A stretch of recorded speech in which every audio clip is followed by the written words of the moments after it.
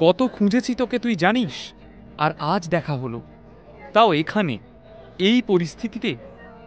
তুই যে কলকাতায় আছিস একবারও জানাসনি আমাকে। এতটা পর হয়ে গেলাম, তাই তো? এই কথা বলেই কুশল জড়িয়ে ধরল নীলকে। অনেক দিন পর আবার দেখা দুই বন্ধুর। সেন পরিবারের এবং বাকি সকল অতিথিদের মুখ হাঁ হয়ে গেল। দুজনকে দেখে মনে হচ্ছিল যেন দুই অভিন্ন আত্মা। নীল, আজ আমি যা কিছু সবটাই তো শুধু তোর জন্য সম্ভব হয়েছে। কুশল নীলের হাত দুটো চেপে ধরে কথাগুলো বলল। সবাই তো এদের কথা শুনে মুখ চাওয়াচাওয়ি করছে, কেউ কিছুই বুঝতে পারছে না। নীল কুশলের কানে ফিসফিস করে বলল, ওসব কথা এখন থাক, এখানে আমার আগের জীবনের কথা তুলিস না। কথাটা এতটাই ফিসফিস করে বলল নীল যে কুশল ছাড়া আর কেউই শুনতে পেল না। কুশল বুঝতে পারল যে নীল তার আসল পরিচয় কাউকে জানাতে চাইছে না। কারণটা অজানা, তাই কুশল আর ওই নিয়ে কথা বাড়াল না। পার্টিতে উপস্থিত সকলেই বিস্মিত হয়ে গেল কুশল আর নীলকে এইভাবে কথা বলতে দেখে। নীলের মতো একটা গুড ফর নাথিং কি করে কুশলের মতো একজন বিজনেস টাইকুনের বন্ধু হতে পারে, এটা কারোরই মাথায় ঢুকছিল না। কল্যাণী সেনের মাথায় তখন চলছে অন্য চিন্তা। 1 কোটি তো নবীনের থেকে জোগাড় হয়ে যাবে, কিন্তু বাকি 4 কোটির তো ব্যবস্থা করতে হবে।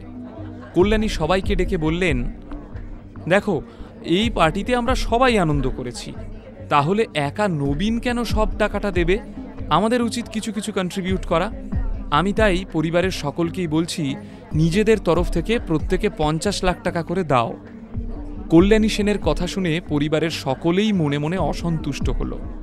তারা তো আর সবচেয়ে নামি দামি ওয়াইন খেতে চায়নি, ওটা একান্তই নবীনের সিদ্ধান্ত ছিল। অথচ এখন দায় নেওয়ার সময় সকলকেই টাকা দিতে হবে, এটা তো জুলুম। কিন্তু কল্যাণী সেনের মুখের উপর কথা বলার মতন সাহস কারও নেই। সবাই যে যার মতন নিজের কার্ড বের করল। কিন্তু আদ্রিতার অবস্থা তখন শোচনীয়।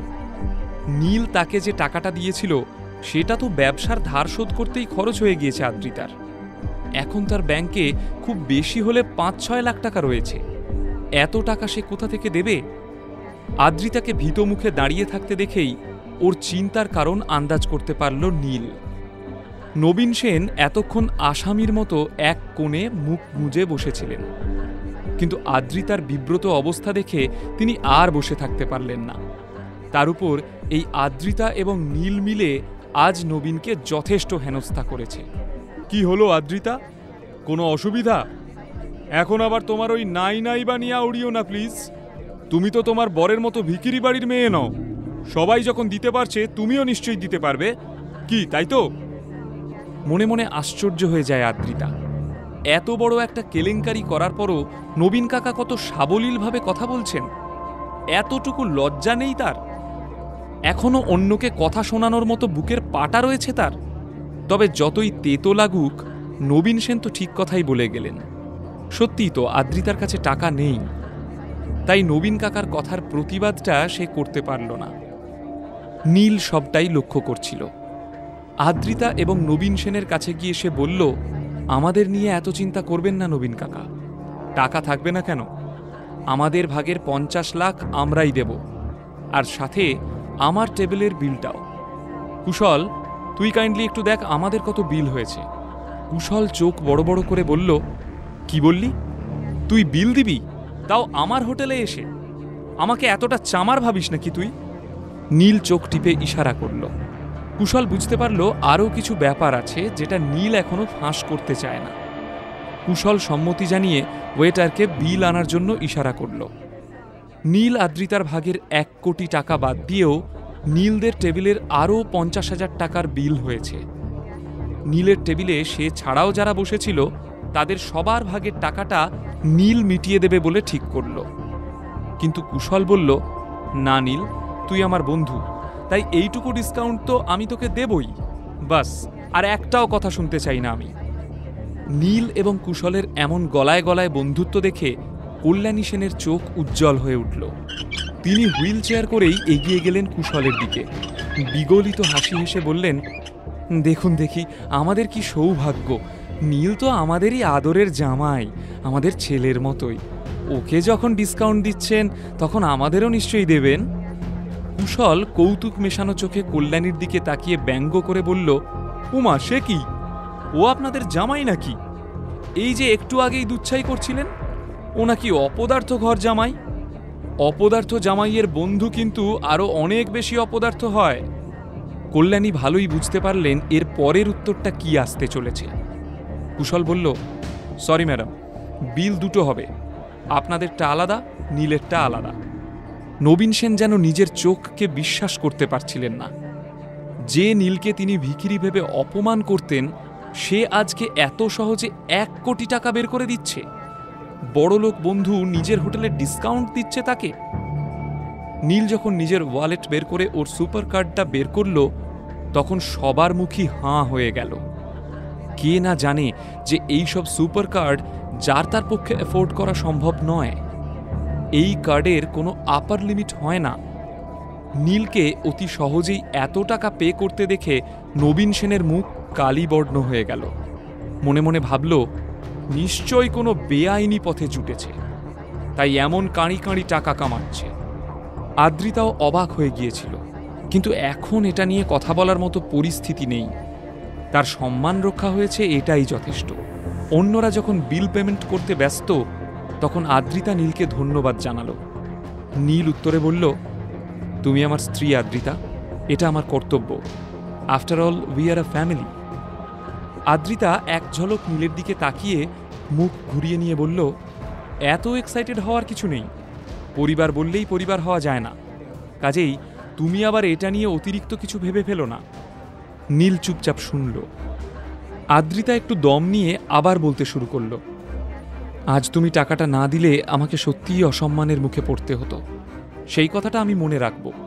তবে তুমি চিন্তা করো না, তোমার টাকার পাই পয়সা আমি খুব তাড়াতাড়ি শোধ করে দেব। নীল মনে মনে হাসল। সত্যি মাঝে মাঝে মেয়েদের বোঝা দুষ্কর হয়ে যায়।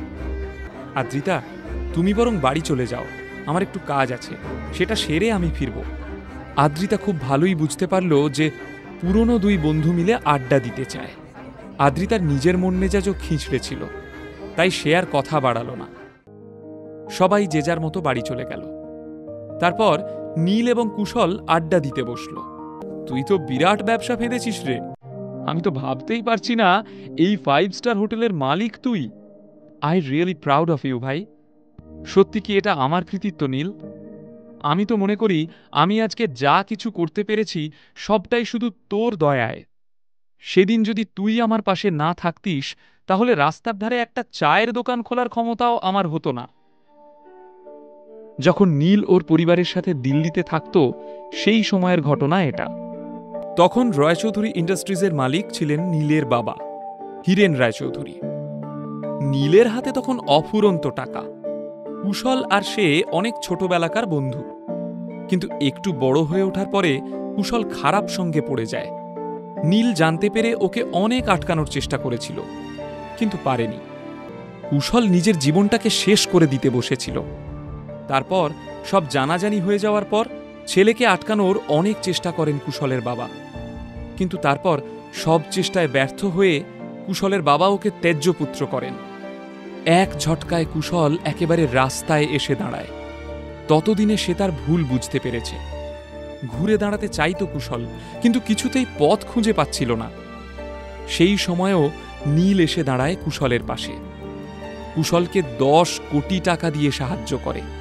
এই হোটেল নীলের পয়সা দিয়েই বানিয়েছে কুশল। ওর রক্তেও ব্যবসা রয়েছে, তাই ব্যবসাটাকে নিজের চেষ্টায় ফুলিয়ে ফাঁপিয়ে তুলতে পেরেছে। কুশল খুশি মনে বলল, এত খোঁজার পর আজ তোর দেখা পাওয়া গেল। চল আজ তোকে একটা জায়গায় নিয়ে যাই, দেখবি তোর দারুণ লাগবে।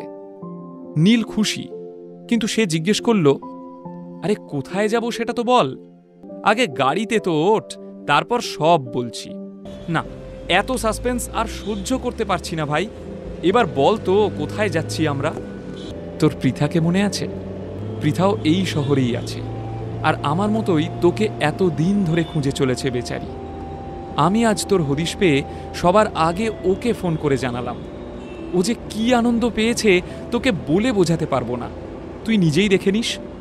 তুই ওর কাছে গেলে বুঝতে পারবি যে কত বড় সারপ্রাইজ তোর জন্য অপেক্ষা করছে। কি সারপ্রাইজ অপেক্ষা করছে নীলের জন্য? কে এই পৃথা? নীলের সঙ্গে তার সম্পর্কই বা কি? কেন নীলকে হন্যে হয়ে খুঁজছিল পৃথা? নীল আদ্রিতার জীবনে তাহলে কি ঘটতে চলেছে? নিচের ইনস্টল বাটনে ক্লিক করুন এবং পকেট এফএম ডাউনলোড করুন। লিঙ্কটি রয়েছে ডেসক্রিপশনে।